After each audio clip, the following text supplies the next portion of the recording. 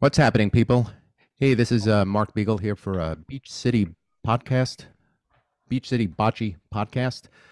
Today, we're going to kind of take a little bit of a detour. In the past episodes, we've spoke with other bocce players, um, people in the bocce world.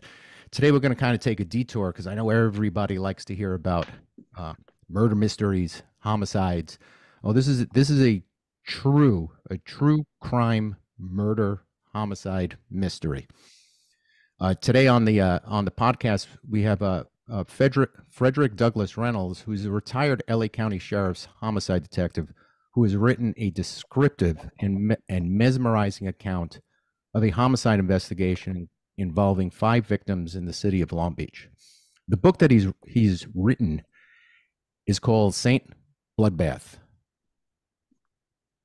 and the person that he's written about is a retired Long Beach homicide detective, Mark McGuire. A little side note: Mark and myself worked in the same detail for a number of years. Um, I wasn't in the detail when Mark did catch this case, and he was the lead investigator on this case, along with his partner, Hugo Cortez. Um, so we're going to sit down, we're going to talk to them, and we're going to kind of uh, delve deep as they want to go in regards to this homicide. It's very, very fascinating. It's, like I said at the beginning, very mesmerizing. Um, so we're going to start with right off with the person that wrote the book. Fred, the question that we spoke about before we even recorded. Since you're a retired LA County Sheriff homicide detectives, why, out of all the cases that you wanted to write about, what struck you as this? Is this the case that you wanted to write? I mean, you investigated probably hundreds of homicides. You've seen and assisted on hundreds of homicides. What stuck out in your mind that wanted you to write about this case? This case, first of all, thanks, Mark, for having me on your show. Really appreciate it. And thanks for the introduction. But this case right here, it struck me on in both a personal and professional way. I lived about a half a mile from where they were murdered at the time. One of the locations in the book that I talk about is somewhere where I used to go and get food for my family after work and on my days off. And these victims used to frequent that location as well. They also panhandled at the freeway entrance near the restaurant, and I would give them money. Sometimes I would buy them food if I saw them at the restaurant. Also, one of the victims, the main victim, I should say, he was an informant for the team of investigators that I supervised at the time. Mhm. I was the OSS gang investigator supervisor at the Carson Sheriff Station, which is probably about 3 miles from where the murders happened. Mhm. And I knew the lead, the main victim. The investigators that worked for me knew the main victim. Uh, I felt a connection to these particular victims. And Mark McGuire, one of the lead investigators, was a personal friend of mine. And we spoke numerous times while he was doing this investigation. And the victims, they were victims that were maligned from society, on the outskirts of society.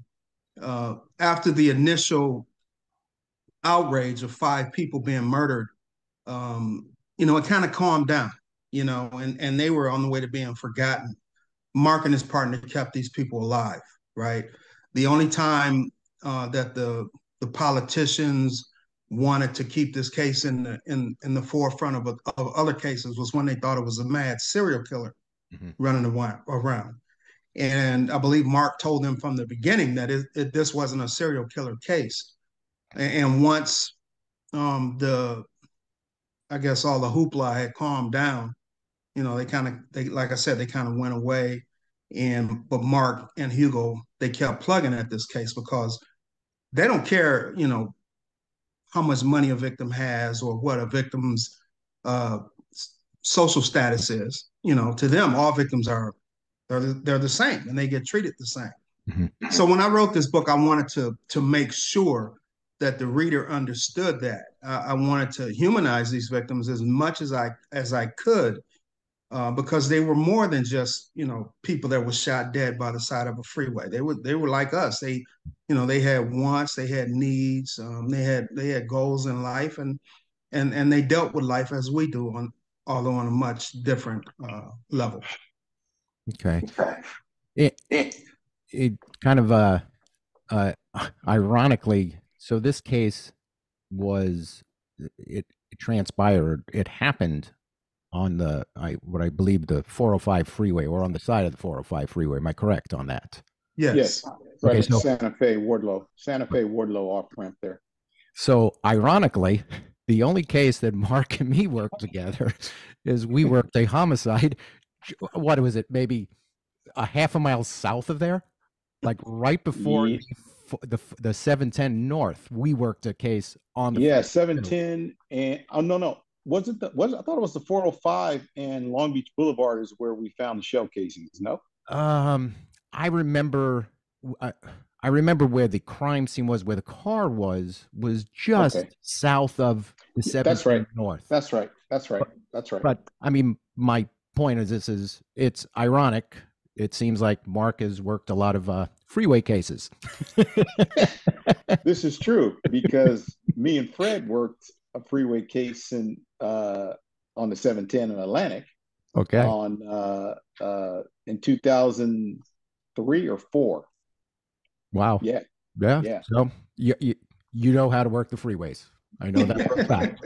Yeah, you got to shut them down. Yeah, Get the highway exactly. patrol fired up. Well, when Mark shut the whole freeway down, I was going from South Orange County. It was the first time we were working together, and I was pretty brand new in the detail. And because the freeway was shut down, I was stuck in some horrible traffic. When I finally got there, I remember him looking at me and go, "What took you so long?" So, I don't remember that. yeah, Yeah, right. I mean, I never knew that. I never knew that you got. I never Yeah. knew that you got stuck in traffic. Oh yeah, God, I was like, this is all because of us that I'm stuck in the Yeah, yeah. So, but anyway, I kind of digress about that. I thought it was kind of it tickled me that it's a freeway and we work the freeway case. But so like I said, most of the people that are listening out there aren't really in law enforcement. They're the average everyday people that go about their lives they don't see the things that we have seen.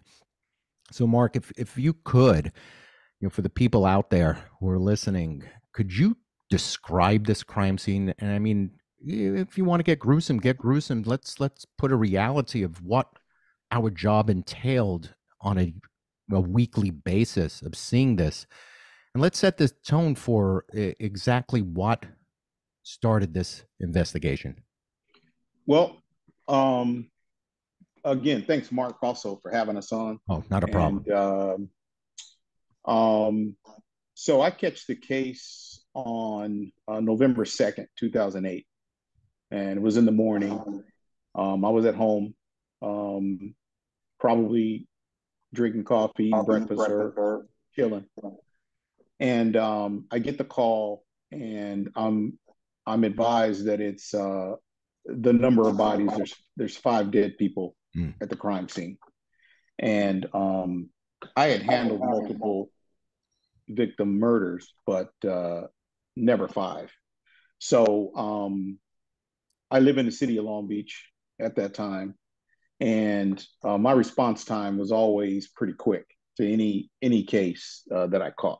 Mhm. And I knew exactly where this was. So I got down there pretty quickly. And when I got down there, I'll set up the scene for you. As you know, Mark, it was a high profile case. Mhm. So I get there, and the entire brass administration and the city fathers and sisters and leaders are there. The Mach 1 is there. It's actually on top. It's actually on the freeway, facing south. Right at the off ramp, right in the middle of the crime scene, basically. And I'm gonna let the book describe all that. But I get there. The chief of police is there, city manager's there, everybody's there. And I check in, and I get briefed by for the people listening, when we arrive at a crime scene, the handling officer or someone will brief us on the circumstances of what we found. And in this case, or any case, I would always go to the responding officers first. I really didn't like talking to the supervisors because they're not the ones handling it. It's going to be the foot soldiers, the patrol officers, at least in Long Beach. Right. So I get the handling officers, and they just give me a brief synopsis of what they found. And what I was told was there were five bodies on the side of the freeway. Now, on the side of the freeway, what they're talking about is the southbound 405 freeway just before it intersects with the Northtown 710 before it intersects with the northbound 710 freeway, and it's at the Santa Fe off ramp.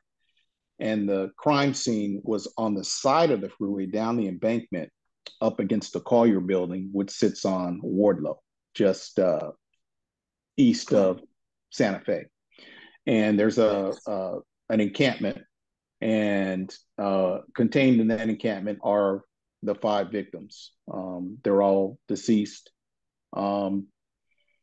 The smell is unique to those of us that know what deceased bodies smell like. And because these people were unhoused, it was a higher odor than normal because of the food that was in there, how long they've been in there, the physical changes in their bodies after they expired. So it's a smell you never forget.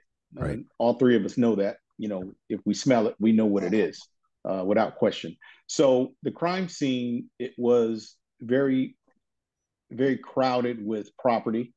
Every victim had a section in that encampment. At least three of them did, and they had everything they owned was in each part of this encampment, and it was cut off in sections. The victims that Fred described and named, or the victims in the book, Viacana, Fred Newmeyer, Vanessa Malapule, Catherine Verdun, and Sammy. They all had a section, or at least property, within this crime scene. So I had bikes. I had bikes. I had clothes. I had junk. I had food. Oddly enough, this particular campsite or encampment was pretty clean. They had actually had rugs on the ground. So when they entered the encampment, they didn't track the dirt and mud in there. So it was actually pretty clean. And they actually, I think, if I remember correctly, they had a generator in there. And at some point, they might have had lights. So it was pretty nice, but at the same time, it was still a homeless encampment or unhoused encampment. On the west side of that encampment, it was closed off, so there was no exit, which is very important for this case, and in the book. So, as homicide detectives, when we get there and we get briefed, we do the walkthrough, and we, look at the victims. We try to figure out how the crime occurred, how many suspects there are or there were, and in this case, we didn't have a clue. We just knew that there were 5 dead bodies. They were all shot multiple times, all over. And I figured out that the suspects entered and left the same way because the northwest part of the encampment was undisturbed. It was not disturbed. Okay. So once we do that, once I did that, and you take a step back and you look at the crime scene, I knew that it was going to be difficult for us, without witnesses, to identify a suspect. One of the things about this crime scene was that because it was such a high-profile case, meaning there were 5 bodies, it became an amusement park for other cops. A lot of cops came through, took a look at the bodies, and they left their footprints all over the crime scene. And that's one of the techniques, the evidence we use is footprints, and we knew right away that option was gone. Secondly, I knew that there was another campsite north of this campsite across the freeway. And Mach 1, the mobile operations center, was parked on top of the freeway, where after looking at the crime scene, I figured this, suspects might have came in through there. Why do you have Mach 1 parked on top of the freeway? Right. So one of the things I did was I asked them to move that. So they moved that. That's in the book too. So I'm not going to get into that. But as homicide detectives, we're in charge of the crime scene and collecting evidence and eventually trying to figure out who did this. Right. So all we had were 5 dead bodies. We had a very convoluted crime scene, and we had a bunch of shell casings. We knew we had a bunch of shell casings. We didn't even know about the other ballistics until we cleared out the crime scene. So it was just a matter of, it took us a day and a half, almost 2 days to process this crime scene, one for the forensics and the evidence. Mm-hmm. And then we had to collect all that property, mm-hmm. tag it, and then send it, to property where it probably still is. It was also because there were 5 bodies, it was a mass casualty call out for the coroner. Normally, right. The coroner would come out, pick up the bodies, transfer them to the coroner's office, and do their coroner investigation at downtown. But here they did the basic identification of what they could, a tentative identification, and then they did wound track for us, or wounds for us, identify the wounds for us while we were there. And so they were able to do that at the crime scene for us. So it was a long, I think we were there the first day, 16, 18 hours. Right. And then we went back the next day to finish up. Right. And I'm really kind of glad that you said that, because, a lot of people, they see things on TV and they see things in the movies, and, the detectives come into the crime scene and about 5 minutes later, they've got all their evidence and they're on their way, which is far from the truth. And especially as gruesome and as many victims there are in this one, I'm so glad that you brought up the fact of how long it does take to go through the crime scene, the different processes in order to get the evidence that you need. Thank you for that, because I know people probably would ask, well, how long did it take you to kind of get through all that? And I'm glad you said something like that. Now, Fred, in the book, when you write about these victims, like you said, you really humanize them. Could you tell us what you learned about the victims so you could write as descriptive of a synopsis as you did in the book? Well, based on my experience, both professionally and personally, like I said, I knew how they lived their day to day, because I actually saw them in action. I knew how they talked because I spoke with them, on more than one occasion. Obviously, I knew what they looked like in life because I had seen them. And I was just able to paint a picture of their daily lives based on my personal interactions with them, and also based on how I know people who are in these sort of conditions live, what they have to do to survive. Obviously, I wasn't there when one of the victims, flagged down a car and got in it to go do her thing with the gentleman. Obviously, I wasn't in a tent with them while they, drank or got high. But based on my experience and knowing how these type of individuals conduct their lives, I was able to paint a picture, and I'm pretty sure that the picture is accurate as to the way that they live. But like I said, I took a little creative license with them in writing the book, because I wanted to humanize them. I did not want to just write about five dead people and have them live on in the minds of many as just homeless people who were murdered by the side of a freeway. I needed the reader to understand how they lived, how they talked and how they survived. And that's basically, that was my reasoning behind writing the way that I did. I kind of like Truman Capote did in his book, In Cold Blood. Mr. Capote, he wasn't in the house with those victims during their day-to-day lives, but he was able to write a great book based on interviews that he did with people that knew how the victims lived, and he was able to breathe life into them again before they were murdered. Right. And you being, a homicide detective, I don't want to say the stories are usually kind of sort of the same, but you get the gist of how this all kind of transpires. So you could kind of put it into your own words, but it probably transpired some way as you wrote it in the book.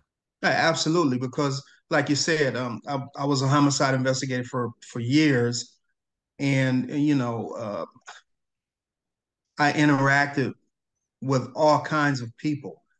And one of the most interesting parts of the book, I think, is the interviews that Mark and Hugo had with the witnesses in this case, and with the reluctant witnesses in the case, and just showing the tediousness of an investigation. Mhm. They call us gumshoes, right? And or flatfoots. Mhm. So I was able to show that, yeah, detectives have to beat the pavement to find witnesses, to interview dozens of people and come away with one little bit of evidence, right? But you don't Right. know until you talk to these people. And I think Mark and Hugo did a wonderful job of sifting through all the minutia to find out what was useful and what wasn't. But you don't know the answer to that question until you sift through the minutia, which is what they did. And I wanted to paint a accurate picture of that. Right. And you really did. Like I said, I wasn't in the detail when this homicide happened. So kind of reading the book is like hearing it for the first time, like anybody else that would read it. The only difference for me is when there's the conversations, especially between Mark and Hugo, I could actually hear them two talking. And you were pretty accurate because I heard them talk to each other. uh, you, like I said, you did a really good job on the book in total, but there Thank were you. sections that were really outstanding. I tip my hat to you on Thank you. that. So getting back to the case itself. So once all of this is over, I know you and Hugo probably had to take a bit of a break, go home, go to bed, do your thing, and you come back, and you probably went right back to your desk, and you're going, all right, now what? Now where do we go? Um, Kind of drive us down that road of where you don't have many witnesses because mostly all your witnesses were murdered. Um, where do you go from there? Yeah, that's a great question.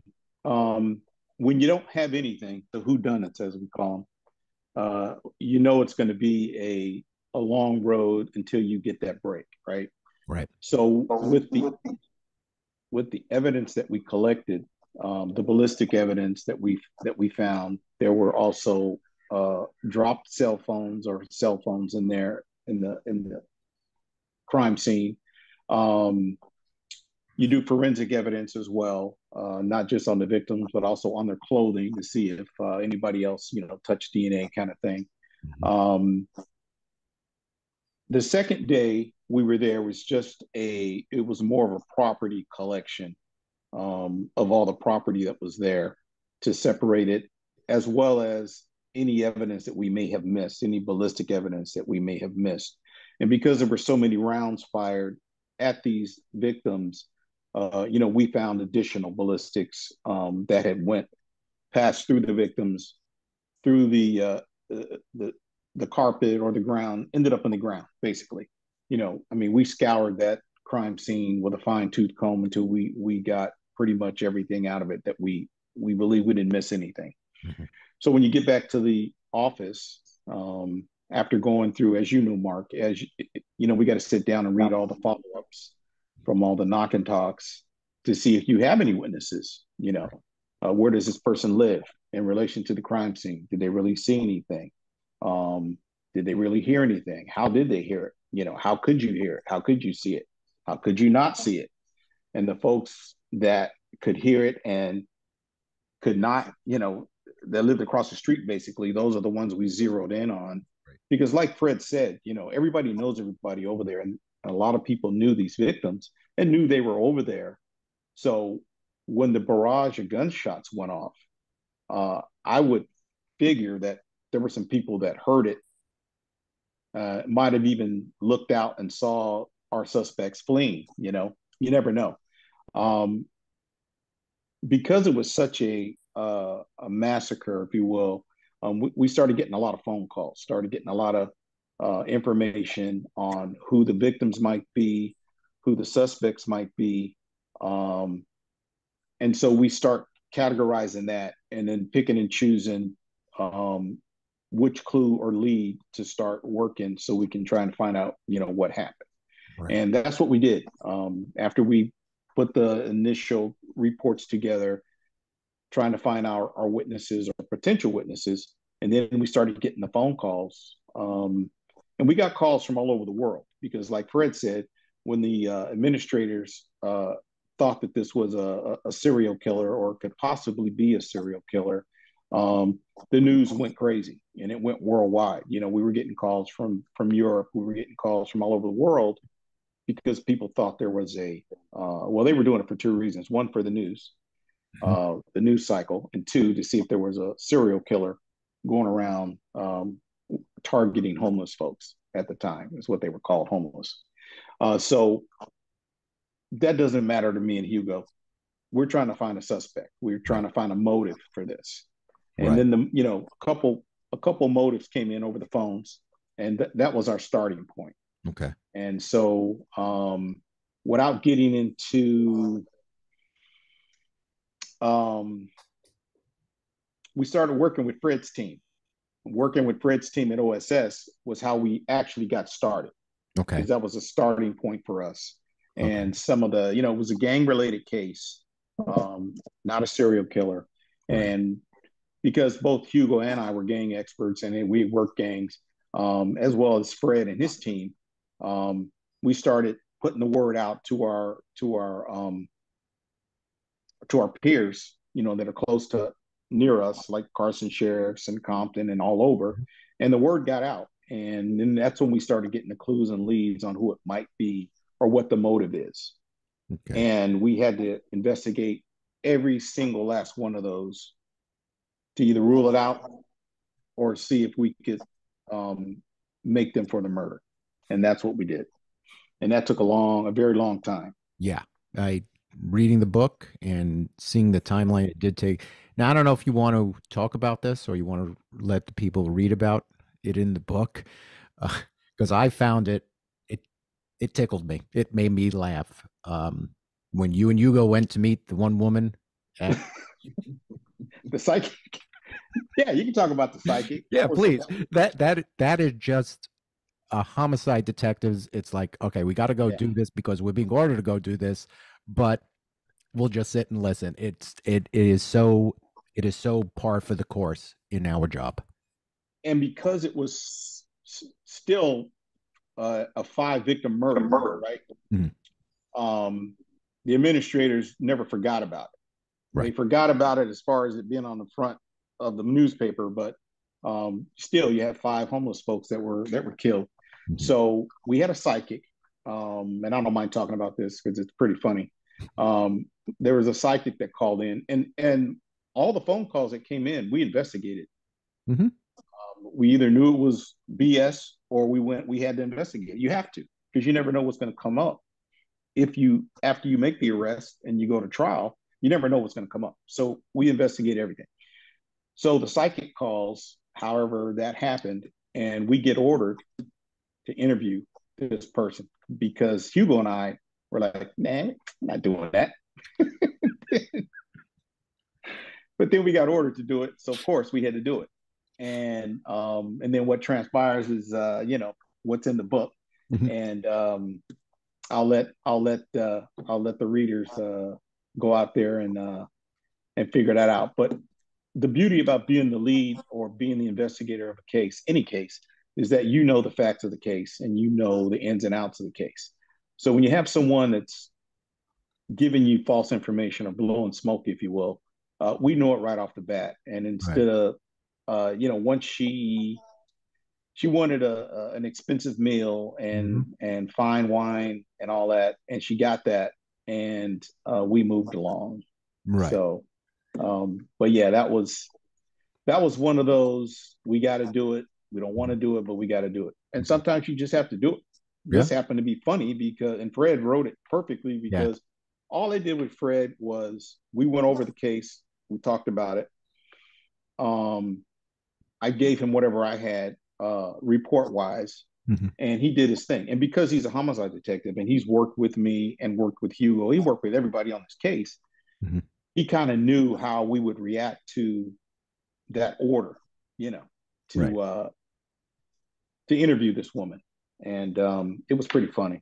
No, So I just reading it once again because I know yeah, I know the characters in the book. I could just see what was saying, and you did a really good job because I could imagine him saying other things than what you wrote in the book. So yeah, reading through the book, the homicide happened in November of 2008, correct? yes. And it moved along, and every so often things were leading to things, and eventually you like our detail did, eventually you and Hugo had to separate because you were training newer homicide detectives. So that was what, 2 years, maybe about 2010, where kind of things kind of started to break for you guys. Uh, 2011, Okay. 11, yeah, Okay. February of 11. Okay. Um, yeah, February of 11 is when. Well, let me back up. Sure. Let me back up. We actually had a few suspects in the first 2 weeks of the case, Okay. And that, and it and was, not to interrupt you, but was the reason you had the suspects, was that because of evidence that you found, search warrants? Um, because of the investigation led us to multiple search warrants, okay. and we also had the help of Carson OSS. Okay. Uh, they had a couple other detectives, one in particular, Mark McGuire, and good dude. We worked together several times, and whatever he needed info in Carson in Long Beach, he called me, and I call him, vice versa. All of a few of Fred's people, but Mark was one of my favorites. So, and this is in the book, but he provides us with an informant Okay. who knows the victims, Okay. and this informant provides us with information that gives us a start that ended up helping us all the way through. Good. There were some breaks in the action, Right. and we had to investigate what they told us, but it helped us. It gave us a starting point.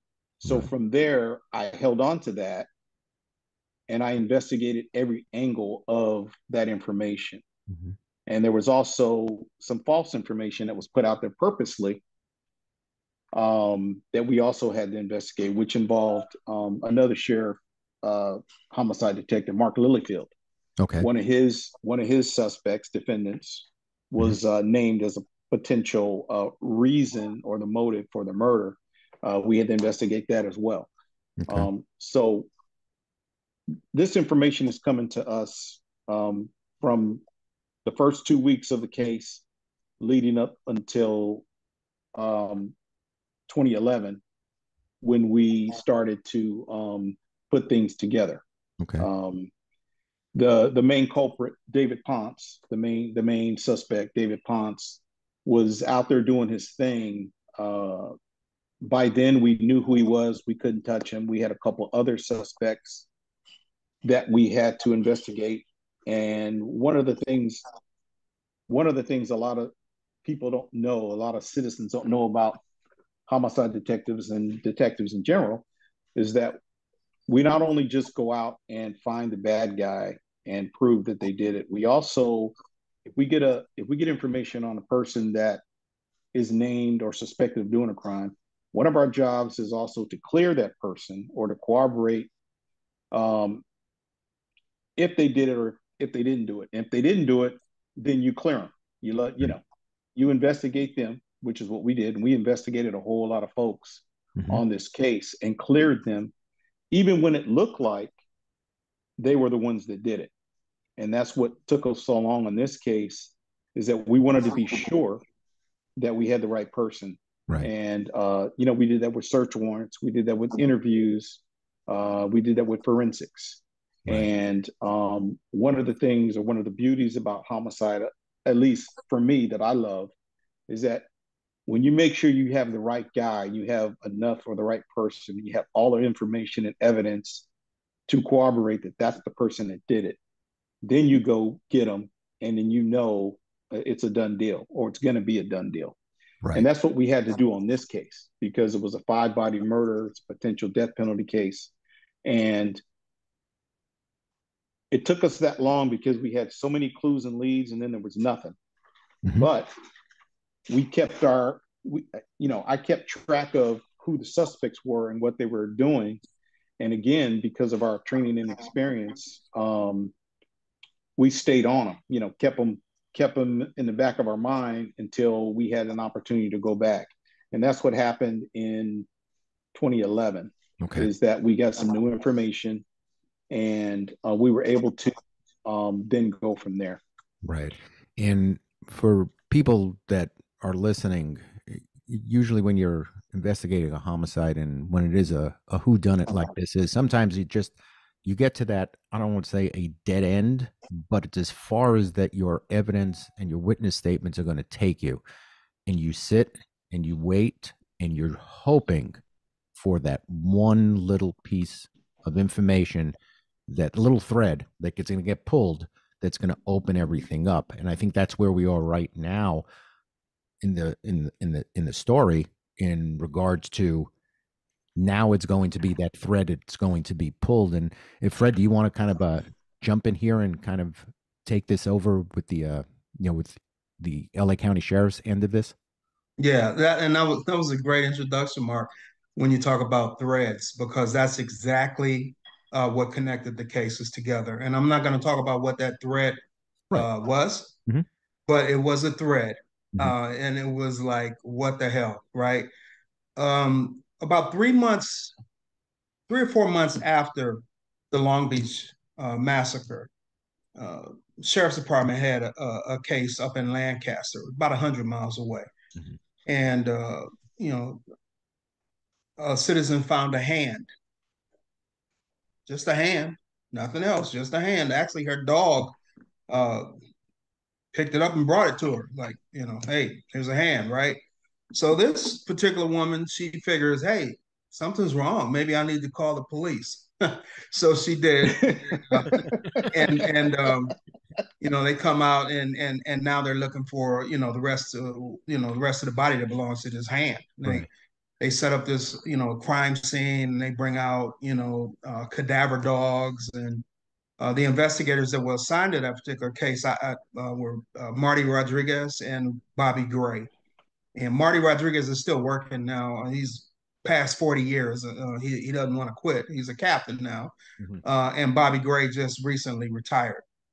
So they catch this case up in Lancaster, and it's just a hand. And they're processing the scene. Is getting late, so they decide to come back um, the next day, or that Friday, with a full forensic discovery team. Anthropologists and everything, the whole 9 yards, right? People with a lot of letters behind their names, right? So the next day after the hand was found, um, they find the rest of the body. Some citizens find the rest of the body, and it's skeletonized, right? And so Marty and Bobby, they have to go back out there, and they don't know who this victim is. It's just a hand, and there's a body with skeletons and no head, right? Right. Just pieces of a skull. I think there were dozens and dozens of pieces of the skull that the anthropologists had to actually recreate, put back together like a puzzle, right? Okay.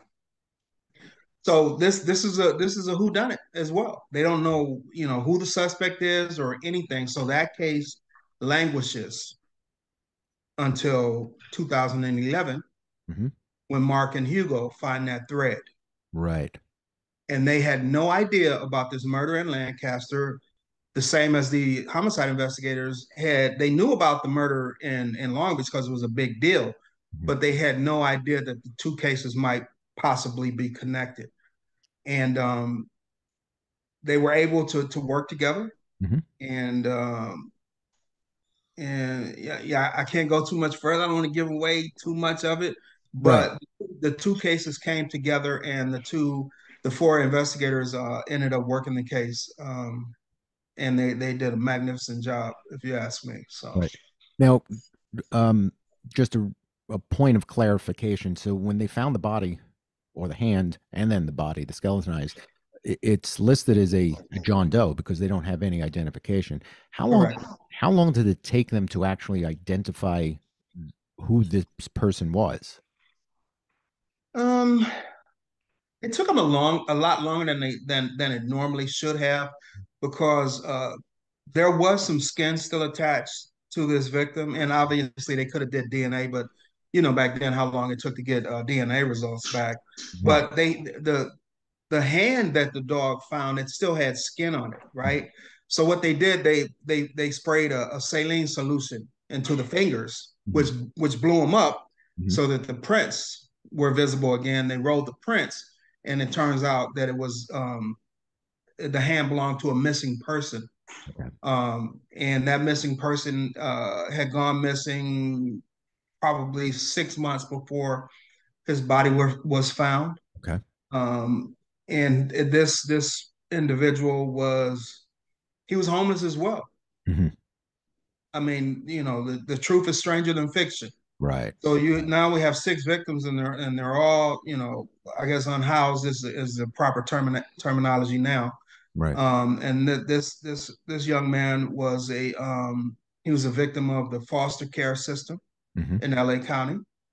So that was another aspect of this case that I was really interested in, that I wanted to write about, because now you got all these different things coming together, right? And I was familiar with the foster care system because my wife and I had adopted a child, Mhm. and I had to deal with the foster care system, and I knew how much of a shit show it could be. I don't know what I could say that on there, but so I knew, and I knew what this kid had probably gone through, right? I'm serious. I knew what Yeah. this No. kid had Yeah. probably gone through, and I'm then laughing at the you know, shit show comment. Yeah. I kind of like it. It kind of sums a lot of things up. exactly right. It's like, so now you have these six victims that are just, not only are they victims of murder, they're victims of society's ills, Mhm. right? Mhm. So to me, everything just came together to in a perfect storm for this book to be written. And the good thing about it is that there was a resolution to it, Right. by the investigators, Mhm. who refused to give up on it. And I think that's one of the things that I enjoyed the most, to show that there's some incompetent police work in this book.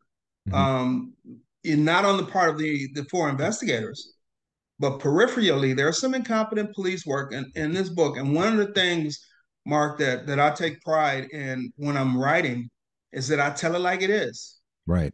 You know what I mean? Let the Mhm. chips fall where they're may. Even Right. though I was a police officer and a deputy sheriff for years, and I love law enforcement. My heart still bleeds blue to this day. I'm not going to sugarcoat when Right. a cop does something stupid or when a cop does something illegal, right? So if Exactly. I'm writing a book and that comes across my pages or across my keyboards, you're going to read about it, Right. just as you're going to read about the cops that do magnificent jobs, because that's where we are in life. That's what makes a true crime story real, when you're able to talk about the good, the bad, and the ugly, right? Mhm. And that's what I take pride on. I just write it, and I let the chips fall where they're at. Right. And you did, like I said, and I know I'm praising you a lot for this, but you did do a very, very good job. And what I liked about your writing and your writing style is the fact that you were honest. We all worked in this arena, all three of us. So we do know that there's good, there's bad, There's screw ups. There's guys that do everything right, and it's a breath of fresh air when you're reading something and it's the truth as we know what the truth is, as opposed to just kind of sugarcoating it just to make everything look hunky dory. Uh, Right. but the reason I kind of brought up uh, the John Doe, because a lot of people will hear this and say, okay, well, you found this, and they think that, oh, miraculously you could just find the identity of somebody like that, but now you're at another setback until you get to really where everything connects, because now the sheriffs have got to wait for the identity of this guy, because they can't go any further with that, because there's no one to talk to until you Right. find a name. So that's why I kind of wanted to kind of bring up that I don't want to say a little detail, but it's a detail that a lot of people aren't aware of what there's a lot of waiting as a homicide detective. There's a lot That of that's work and a lot of waiting. That's one of the most difficult cases to solve, an unidentified victim. Oh yeah. When you have an unidentified victim, you don't even know where to start. Right. You don't know who to talk to or anything. The Mhm. case doesn't start until the victim is identified. And once they got this victim in Lancaster identified, they were able to work back and talk to the people that filed the missing person report and go as far as they could until they hit a dead end, Mhm. right? Right. And so Mark and Hugo are at a dead end. Bobby and Marty are at a dead end, Mhm. and then all of a sudden these dead ends meet, Right. and the thread is unraveled, and Right. that's when the case comes together. And that's kind of like where now I would like, Mark to kind of explain. So the person that was the suspect on this, give us a little insight on this guy, because he, just reading through it, I never met him. What I heard about him, an interesting character. It's one of these characters that I think every homicide detective meets one of these characters once in their career, and they will never forget it. So Or if you they should. yeah, or they should, exactly. But Yeah. that's kind of a little bit hard for us sometimes. Yeah. Yeah. Um, Beautiful conversation. I like the thread thing because this case, uh, and I'm trying to sell the book here. And you should. You As you should. It's read a this great book, book. as you read this book, and we're talking about all the stuff we can't talk about, know that the case, or what helped solve this case, um, and I'm just going to sum up, and then I'm gonna answer the question. Is you have the forensics, you have the crime scene, you have the forensics, you have the witness statements, you have the interviews of witnesses and eventually the suspects, and you have confessions that happen in this case, is what brings it all together. So the main guy, after he's ID'd and we've already said his name, so David Ponce. David Ponce was probably the most evil person that I've ever interviewed and or talked to or investigated. Um, a lot of people don't know that I studied him for years before I even talked to him. Hmm. And I did that through LA County Sheriff's system, jail system, recordings, that type of thing. And reading his mail. He was incarcerated, so I was able to read all of his mail.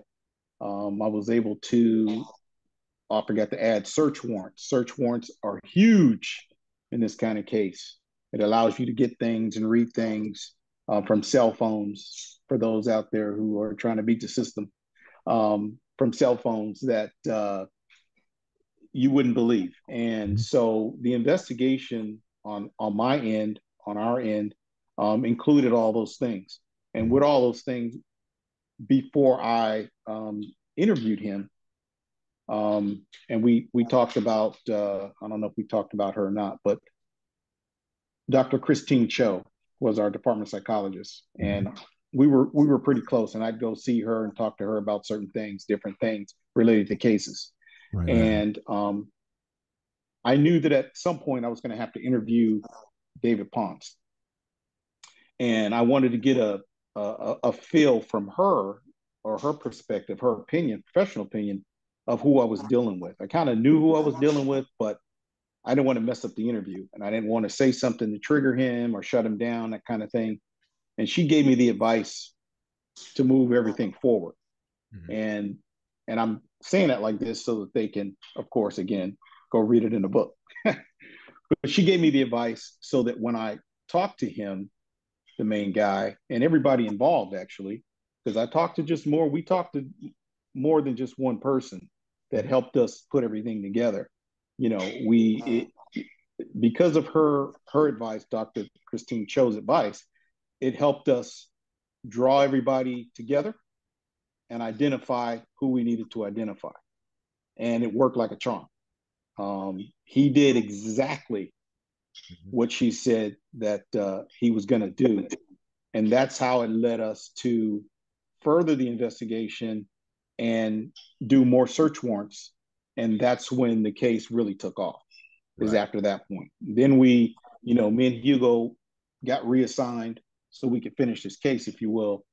And because of the search warrants, the information we gleaned from the search warrants is how we were able to help the sheriffs with their case. Right. So, going back to the interview itself, every good homicide detective does his homework or her homework before they step into that interview room. Because you get one shot. Right. Usually. Usually. Yeah. But you got to look at it as you're only getting one shot, and you got to go in with all your homework because you don't want to be thrown for a loop. That now this person is going to be dictating on how this interview is going to go. So it was very, very, very smart on your part to go talk to the department's. Was she a psychologist or a psychiatrist? Yeah. Psychologist. Yeah. To get a professional opinion on this person, because it sounds like he was just pure evil. As evil as they can get. Right. And you have definitely got to go in there with armed with you knowing more than him and you not allowing him to get the better of you. And how many interviews did you guys do with him, and how long were the interviews? I think we did 3 with him. 2, one was an introductory kind of actually it was a intel interview. Right. Stimulation interview, if you will. The second one was a come to Jesus interview for him, which didn't work. And that's fine. It was also a stimulation. They were all stimulation interviews. Stimulation, what I mean by that to the audience is we were giving him information so that he could talk about what we talk about to somebody else. And then he's going to eventually talk himself into death penalty or life in prison. Right. As Marty Rodriguez says, we're salesmen to the California Department of Corrections. Right. We're salesmen for a little teeny tiny piece of real estate that you're going to live in. Yes. And so those interviews were stimulation interviews. And then the last interview was him trying to get information from us to see how bad off he was. Right. And that's how that went. So we only interviewed him 3 times, but the techniques used in the case to gather some of the information, which is in the book, the interviews that we did with him is what caused that to happen. And that's all I'm going to say, because of Dr. Cho, it helped immensely all the way through. Now, when you were about to go in with the interview with Hugo, for the most part, I'm just surmising, you had a good, solid case to begin with. This is going to be now the cherry on top when you go into interview him. Am I correct on that, or did I miss? Not the first time. Oh, The first time, not for the Intel interview. Not for the Intel interview. Correct. For the Okay. Intel interview, yes, it was more of a yeah, you're correct. It was more of a confirmation, and then we really had to put the icing on the cake, you know, after that point. Yeah. Right. So once this was all over, said and done with, when you did that final interview with him, you guys filed the case on the 5 victims in Long Beach and the 1 victim in LA County's jurisdiction? Well, we let LA sheriffs handle their case. And what happened is while we're doing the stimulation interviews and all that, and when we did our search warrants, we found additional evidence that tied him to that case, to the sheriff's case. Okay. All right. And then our stimulation interviews, revealed that he was involved with that. Right. And then we gave that information to the sheriffs, and then they did their thing. See, I didn't even know that the sheriffs had did all the things that they did on that case after we gave them the information, other than the interviews with Tatsuo, because we were doing our thing, you know. I had no idea that Marty and those guys took it as far as they did, you know. Yeah. So you just mentioned a person by the name of Tatsuo. Who's Tatsuo? That? Tatsuo is was the life partner of David Ponce. Okay. And do you want to go into anything about her at all? I'll let Fred. Okay. All right. Fred explain. He can explain it without giving it up. Yeah. Well, Mark, even after all these years, he has a pretty good relationship with her. Okay. So I was able to speak to her extensively when I'm getting the background for this case. And she painted a vivid picture of David Ponce, because who better than someone that lived with someone, right? So I also listened to the recordings, the interviews of Ponce and the investigators. I listened to the other interview, the other recordings of him in jail cells. So I knew his voice, I knew his demeanor, I knew his mannerisms, I knew the way he, lived his day to day, and that was based on the interviews that I had with Tatsuo. Okay. So when I sat down to write about him, I felt like I knew him, and I believe that anyone reading this book that knows him will say, well, damn, was he hanging out with David Ponce? Because, I hit it out of the ballpark with that guy. And that's based on Mark, his interviews, me listening to the interviews, and me interviewing Tatsuo. And she's a hell of a brave woman to endure what she had to endure all those years. And I wanted to make sure that the readers understood that sometimes we're unwilling victims, and we're prisoners of our conditions. It just happens like that, because a lot of people on the outside looking in will say, well, why was she with this guy? Why did she stay with this guy for so long? And I'm sure Dr. Cho could get into the reasoning behind why a person does something like that. Correct. But I understood why she was in that position and why she stayed in that position so long, just by talking to her and understanding what she had to endure. Wow. So yeah, she's a great person, and so is Dr. Christine Cho. Great people involved in this case. Great people. Yeah, and those are the people that they're ancillary people in these cases, but they play such a bigger part. Yes. Because it keeps the ball moving forward as opposed to just stopping. So, once all this is over, said and done with, it was it had to have gone to trial. Who was the DA that handled this case? Uh, Mark laughs. Cynthia Barnes, who I came up with in Long Beach, Hmm. when she was new.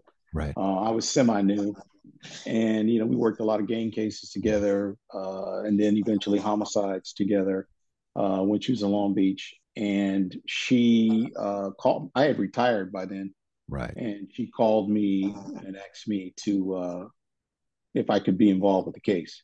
Okay. And I said, "Oh, absolutely." Mhm. And because I wanted to see it through before I retired anyway. At some point, I was going to be either a witness or the IO. Right. So Cindy, Cindy took care of it. Cindy is ferocious. She knows her law. She knows how to read people. I kept her safe. I told her what to do, what not to do in the courtroom. Hmm. Don't go over there, stay over here. And she listened, Hmm. Hmm. and she did a great job. She did a great job putting it all together. I took her out to the crime scene, showed her where it all went down. And a lot of DAs don't do that. A lot of DAs don't like to get their hands or feet dirty like that. But Cindy did, and like I said, we go way back. Hmm. Um, and it was she did a great job. And if you remember, because I kind of vaguely remember you going up. It was in downtown LA, correct? Because I remember you Yes, already retired when it was going through the court process. yes. Um, was there a reason why it got moved to a different venue?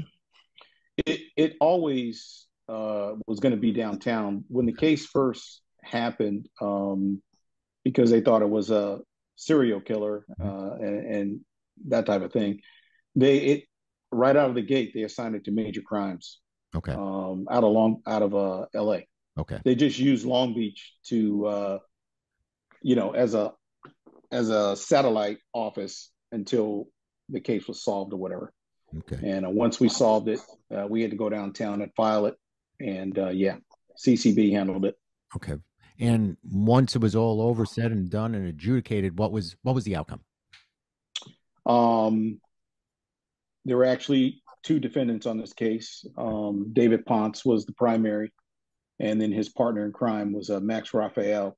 Okay. Um, David Ponce got the death penalty, Okay. and Max Raphael got life without parole 5 times. Okay.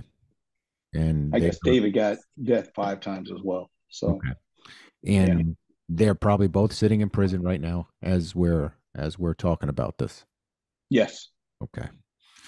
You know, it's it's a journey. It's definitely a journey that you were on, Mark, and definitely a journey that Fred, that you kind of came in later and kind of put it down to pen and paper. But I actually I tip my hat to both of you guys. Mark, that's a long time to go from getting that call to actually seeing it getting adjudicated. That's a number of years, and that's a testament to your hard work and your good work that led it down that way. Really do I really do appreciate you guys talking about this. And once again, hold on one second. If this is the book, Saint Bloodbath. Uh, you know what? If I could ask one more question, if you could answer it, or it might be something in the book. Why Saint Bloodbath? Read the book. Okay. I, I I hate to say this, but when I saw the title, I actually asked that question. Why Saint Bloodbath? And then I read the book and I completely understand. But pick it up. It's worth the read. It's excellently done, excellently written. Mark, Hugo, and all the other detectives that were part of this did a phenomenal job in keeping to it. Fred, you did a phenomenal job of putting it down on paper so other people could see exactly what transpired during a case like this. Now that we've kind of come to the end of the story, anything you want to kind of impart about this, of what how this affected you, so many years after it's been all adjudicated? Mark? Um, other than bringing me and Fred closer than we've ever been, you know, the job itself didn't really bother me, as you know, Mm-hmm. as you both know. Um, it was all the stuff involved with doing our job. So Mm-hmm. I am grateful that my friend wrote the book. And for those of you that don't know, I don't know if you have that book, Mark, but Black and White and Gray All Over is the first book Okay. that Fred Reynolds wrote. Okay. And you should get that book as well. Fred may have it there. Black and White and Gray All Over. He actually introduces me in the book, which was a surprise to me. But because of his writing style and his ability to capture the truth and reality and transfer that onto paper is phenomenal. I've read hundreds of his search warrants, right? When we worked together, worked around each other. But I had no idea he could write like that when he did Black and White and Gray All Over. And then when he brought it to me, he asked me, "Hey, how do you feel about me writing about the quintuple?" I said, "Do it." Yeah. And I've had other offers from people to do this, and I said, "Man," because I want the person to know me. I want them to be able to express everything that went down. And he did like everybody says, he's done a phenomenal job with that. I'm grateful for that. And that's it. That's all it really didn't have any effect. It was a 9-year process, right? I caught the case in November of 2008, and he was convicted in 2017. Yeah. That's a long time. Yeah, it's a long time. It's a long time. So yeah, that's it. Go ahead, Fred. I'm sorry. Right. I'm done. No, you said it all. You said it all, brother. You said it all. All right. Well, you know what? Once again, I really do appreciate you guys coming on. It was very, very informative. I mean, Mark, it's always nice seeing you because we don't see each other as much anymore now that we're both retired. Right. You look good, by the way, buddy. Retirement so do you. Good on you, man. So do you. Good on you, man. So, definitely let's really kind of make an effort to kind of the three of us to just get together and hang out and, shoot the shit. But I'm really, really, once again, very, very happy that you guys came on. It was a pleasure. It was I think the interview went very, very well. I thank you.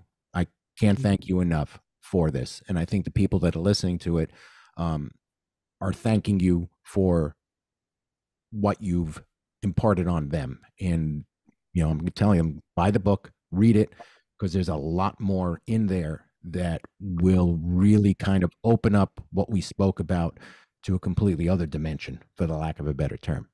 Yes. Tell you what, Mark, read Black, White, and Gray All Over, and then you'll have us back on, because right. I know that you were the lead investigator into some crooked cops that were robbing dope houses. Yes, right? The Ferguson case. Yeah, absolutely.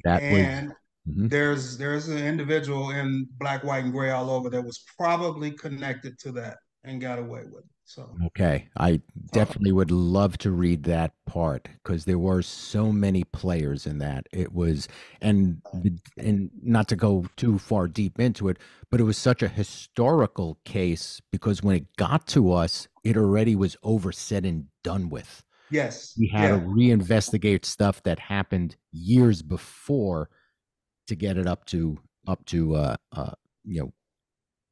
to where we were when we prosecuted them. But definitely, that'll be my next read. I'm going to go and get it right now once we hang up. But once again, everybody who's listening out there, please buy the book, read it. You will enjoy it.